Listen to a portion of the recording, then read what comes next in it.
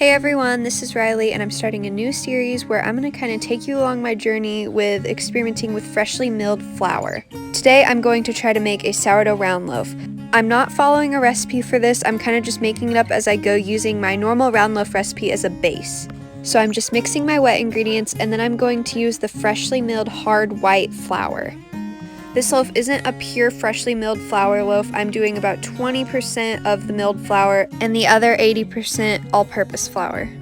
When working with this milled flour, you do have to up your hydration level a little bit. So my normal loaves are about 70% hydration. This one I upped to about like 76%, so it is going to be slightly sticky.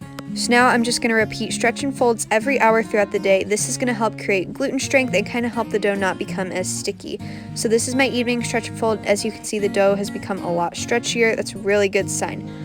So it is now the next morning and I'm going to go ahead and shape my loaf.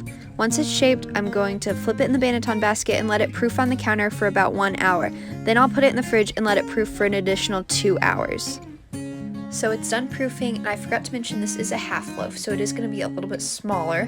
So I'm just going to go ahead and score the loaf. I'm doing just a really simple design. Now I'm going to put it in my cast iron, and I like to put a little bit of ice to help create steam. Now I'm just going to bake it. Now the loaf is out of the oven, and as you can see, it rose nicely in the oven. It has a nice little ear. It feels really fluffy and light. Now I'm just going to cut it open and do a little taste test. My family really liked it. It's slightly more sour than my all-purpose loaves, but it's not like overly powerful. We really liked it.